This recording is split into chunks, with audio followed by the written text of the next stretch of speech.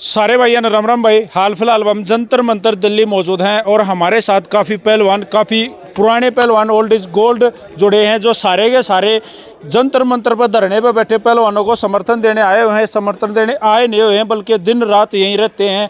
और कल वाला जो प्रकरण हुआ, जो पहलवानों के ऊपर गाली गलौज करी गई, महिला पहलवानों के बाल पकड़ के खींचे गए, उनकी पिटाई हुई, सारे प्रकरण में ये साथी आड़े मौजूद थे। मैं आपको मिलवा देता हूँ। सबसे पहले तो राम राम पहलवान जी। राम राम जी। ठीक हो पहलवान जी? ठीक है। तो कल रात वाला जो प्रकरण हुआ पहलवान जी, थे आप? यहीं थे भाई। कैसे क्या हुआ पहलवान जी? कई लोग कह रहे हैं फेक था, ये जानबूझ कर करवाया भाई गया। पैक नहीं था, नीति कर रहे, बिल्कुल दबाव कर रहे हैं। अगर ये क्योंकि उठ जाए तानाशाही कर रहे हैं। अरे पहलवान है ये, ऐसे नहीं वो करेंगे भाई। ये अपनी हक की लड़ाई लड़ रहे हैं और अपना हक लेके वो जाएंगे आते अड़े थे। उनकी जब तक गिरफ्तारी नहीं होगी जब तक यहाँ से नहीं जाएंगे हम। इसमें एक बात और भी निकल गई पहलवान जी, ये नु कह रहे हैं कि आड़े जो बैठे हैं ना, ये राजनीतिक दल बैठे हैं, पहलवानों का तो बस इनके कंधे के ऊपर रख के चलाई जा रही है बंदूक। भाई साहब, इस सरकार ने ये काम है कि कोई अपना हक मांगा तो उसको राजनीतिक रूप दे देंगे और जात पात का रूप दे देते हैं। दीपेंद्र हुड्डा तो बीच में बैठा था, बैठ का आधा घंटा बतलाया भी है। दीपेंद्र हुड्डा जब किसी मान लो नेता है वो और किसी साथ नए हो रहा है तो वो आएंगे मदद करने के लिए। और हमें तो सबकी जरूरत है, कोई भी आ जाए हमारे साथ तो हम स्वागत है सबका।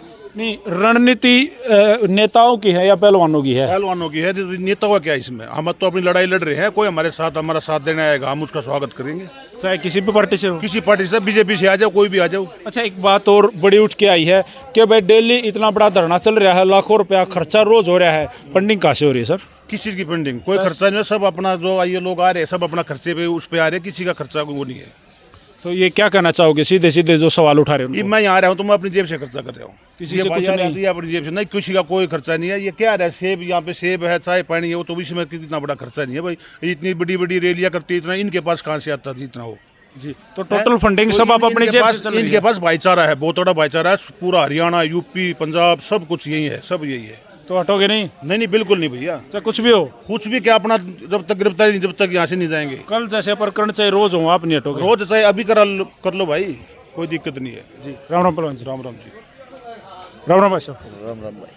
राम राम पहलवान। राम राम। आप तो कंटिन्यू शुरू से यहाँ बने हुए हो, तो कल वाली क्या प्रक्रिया थी? मतलब कैसे, मतलब क्या प्लान था पहलवानों का कुछ ऐसा? भाई पहलवानों ने दिल्ली पुलिस का और सरकार का प्लान था ये कल धरना खत्म करने के लिए। रात को घसीट का हमारी बेटी, हमारी बहन घसीट के गाड़ियों में गिरी हैं। अच्छा, ये इससे बुरा और क्या होगा भाई? कैसे, मतलब वो क्या करने गए थे बाहर? मतलब रात को धरने से बाहर गए थे क्यों? कोई नहीं गया बाहर, अंदर जो मिलने तो आए होंगे रात में, जो दूर से आ रहे हुए होंगे, जो भिवानी से पैदल चल कर आ रहे हैं वे कहाँ जाएंगे भाई? रात को यहीं आए ना। अच्छा, एक बात इसमें और सामने आई है कि आम आदमी की पार्टी के जो नेता हैं वो साथ मिलकर पलंग जो लेके आए गए थे, अंदर जो फोल्डिंग लेके आए थे, उसमें आम आदमी पार्टी के नेता थे, तो इस पे क्या बोलोगे? नेता नहीं थे भाई, हमारा भाईचारा कुश्ती समाज है, एक दूसरे की मदद करते हैं। और परसों पर ले दिन यहाँ एक सांप निकल आया था, बारिश का मौसम था, किसी का ये सटार है इनका, किसी का लड़ जाता सांप, नीचे सोने का अधिकार नहीं है ना किसी ने भी। ये इतने अच्छे गद्दे आप सोए ना, कोई नहीं ना कहता भाई गद्दे आप की सो। ये पहलवान जो इस पर तकत पर सो गए, ये गुनाह कर दिया भाई, ये गुनाह है। आप बताओ। नहीं, हमारी नज़र में तो गुनाह नहीं, हम तो फुल सपोर्ट में हैं, लेकिन पब्लिक के जो सवाल हैं, जो सामने से जो आप लोग जवाब दोगे वो तो उन तक पहुँचाने पड़ेंगे ना।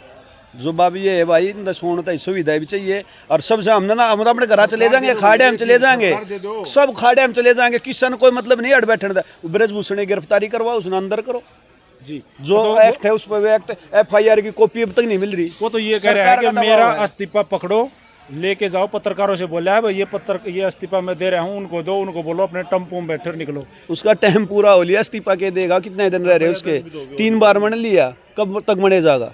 और एक छोटा बच्चा है चाहे कोई बड़ा पहलवान, सब ने उसकी करतूता बेरा है। ठीक है, ये दबाव मान लो सरकार का, ठाडेगी बहु सब की भाभी नु मानना है, दबा कर रख लो, ये पहलवान नहीं दबाएंगे। 2-4 हमारी खापों का सहयोग मिल गया है।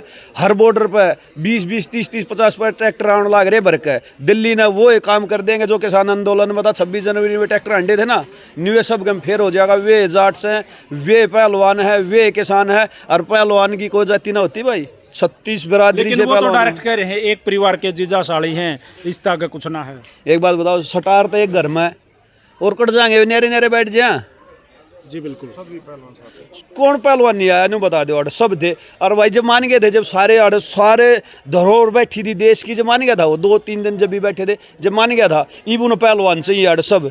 भाई साहब बबीता फोगाट के लिए क्या कहो? बबीता तो भाई हमने इस धरने तक के उस समाज तो सब गए थे दूर उन्होंने सेवा तो अपनी राजनीतिक चमकानी है। राजनीति के लिए उनके लिए ना परिवार ना कोई भाईचारा उनके लिए सिर्फ राजनीतिक है। कुछ आदमियों के ना खून में रम गई ये चीज़, वो अपने किसी और जमीर को जमीर बेच चुके हैं, समझा। उसके लिए अपनी कौम, भाई ये पहलवानी ये कौम है, जैसे ना जाट बोलते हैं छत्तीसगढ़ी, तो 37वीं कौम होती है पहलवानों की, ठीक से। वो अपनी कौम की भी नहीं है, अपने परिवार की नहीं है, अपने भाईचारे की नहीं है, कहीं की नहीं है। अरे वो उसके राजनीति का भविष्य उसका बहुत अंधकार में है, वो कभी जिंदगी में नहीं बन सकती। उसकी जमान जबत होगी, कभी टिकट दे लो, कहीं से दे लो उसको टिकट, ठीक से। उन्होंने भाई ये सुरक्षित सीट है बीजेपी की, उसको वहाँ से लड़ा लो, वहाँ भी हारेगी। और अब तो है ना पूरा ये जो पहलवान समाज है वो उसके पीछे उसको हराएगा, उसके खिलाफ जाके। ब्रिजभूषण ये बोल रहा है कि भाई मैं अपने जो कानूनी प्रक्रिया के तहत मैं कानून का साथ दूंगा, जो भी न्यायिक जांच होगी मैं उसमें हिस्सेदारी में रहूंगा, सामने आऊंगा। और आप लोग बोल रहे हो कि न्यायिक जांच नहीं हो रही। जांच कहाँ हो रही है? एफआईआर दर्ज कर रखी है, उसकी गिरफ्तारी करो और उसके बाद में पहलवान सभी उठेंगे, अपने घर जाएंगे, अपने अखाड़ों में जाएंगे, अपनी प्रैक्टिस करेंगे। सीधा पहलवानों का मानना ये है कि भाई सिर्फ एफआईआर होने से कोई न्याय नहीं मिलता। एफआईआर के बाद जो अगली प्रक्रिया होती है वो होती है अरेस्टिंग की, यानी कि गिरफ्तारी की। जब तक गिरफ्तारी नहीं होगी तो जांच क्या की? वो अपने घर में मजे कर लाग रहा है पहलवान अड़े सांपा में बैठे हैं, सीधी बात तो यह है। तो जी हमारे साथ पूर्व नगर पार्षद तस्वीर अलावत गांव डिगल से जुड़ गए हैं। तो भाई साहब राम राम, ठीक हो? देख लो जी, आज ठीक तो है भाई। मन हाथ टूट रहा है भाई साहब। मन हाँ क्या टूट रहा है? जैसे कल धरण रुकिए भाई, एक मिनट रुकिए भाई, एक बार रुकिए भाई, एक बार। कल धरने का 12वां दिन था और देश में इस हिसाब का माहौल देखा गया। अब जो डेमोक्रेटिक राइट है, जो आंदोलन करने का है, अपने न्याय मांगने का है, उस प्रक्रिया पे, उस चीज़ पर षड्यंत्र देखा गया सारा दिन। पहले दिल्ली यूनिवर्सिटी में देखा गया, 200 लड़कियां वहाँ डेमोक्रेटिक तरीके से अपना प्रदर्शन कर रही थी, उनमें से 50 लड़कियों को डिटेन किया गया और उनको घसीट का गाड़ियों में डाला गया, थाने ले गए। उसके बाद वो आग तो थमी भी नहीं थी। शाम के टाइम इन पहलवानों को जो इतने दिन से बैठे असुविधा में बैठे, लैटरिन पानी का इनका वहाँ पानी बंद कर रखा, बिजली इनकी काटी गई, इनका बारिश में ये भीग रहे। 150 रुपये का तरपाल के नीचे ये पूरा इनका जागा, वो तरपाल देखो आप, 150 रुपये का तरपाल के नीचे बैठे हो, तरपाल फट गया, उसमें वो सारे मैट गिल्ले हो गए। अब उस गिल्ले मैटों में कैसे सो सके हैं? ये तो जब भी कोई आदमी अपने न्याय की मांग के अधिकार करता ना और जंतर मंतर पर बैठता, देश के इतिहास में ये पहली बार है। और जब 3 तरीके का माहौल देखा गया, उसको बिजली पानी की सुविधा काटी गई, ये उसका डेमोक्रेटिक राइट है, उसका बिजली पानी नहीं काटा जा सकता, उसके खाने की व्यवस्था को खराब कराया जा रहा है डेली की डेली। 11वें दिन तक धरने में देखा गया उनका खाना नहीं ले जाना दे रहे। कल जब उनके मैट भीग गए तो एक लोहे के पाइपों पर लगा एक लकड़ी का छोटा टुकड़ा, उसको जिसको हम ये बोल रहे हैं भाई इस पे होगा, अपनी रात गुजार लेंगे। 100 रुपये का एक ऐसा स्ट्रेचर छोटा पलंग तैयार कराया गया जिससे एक रात कट जाती इनकी। कल मैट सूख जाते, सो जाते, एक रात की नींद भी, रोज मच्छरों में सवा रहे थे इनको, एक रात की नींद भी इनको नहीं लेने दी गई और इनके साथ मार पिटाई गई। जिस हिसाब से पुलिस का रवैया देखा गया, अगर वो ड्रंकर्ड सिपाही था या हवलदार था, जो पुलिस वाला था उसका नाम भी बता रहे हैं, धर्मेंद्र नाम था, उसने लड़कियों के बाल पकड़ के घसीटे हैं, गाली गलौज दी है माँ बहन की। इस तरीके का व्यवहार, ये अमानवीय व्यवहार दिल्ली पुलिस सीधी गृह मंत्री जी के अंडर आती है। ये सीधा सरकार के ऊपर सवाल उठता है, आप डेमोक्रेटिक राइट्स को छीनने लग रहे हैं यार। उसके बाद जब उनको घसीट के यहाँ डाला गया, कौन सा लोकतंत्र में ऐसा हिंदुस्तान में कब होया? उसके माँ बाप को उससे नहीं मिलने दिया जा, उनके माँ बाप भी यहाँ मिलने आए, उनको डिटेन किया गया। कोई पॉलिटिकल पार्टी का नेता यहाँ पर आ जा, उनको डिटेन किया गया।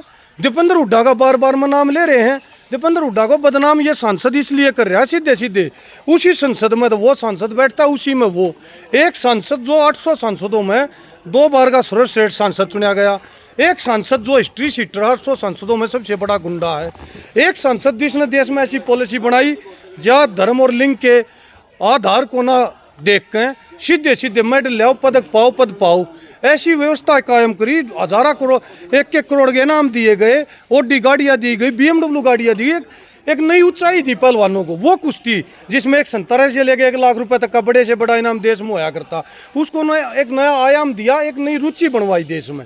उसको बर्बाद करने के लिए उस नेता को भी बदनाम किया जा रहा है। कमाल की बात है यार। कहाँ कहाँ कहाँ ये देश जाएगा, ये लोकतंत्र किस तरफ देश जा रहा है। ये तानाशाही का दौर हमने ऐसा पहले कभी देखा नहीं।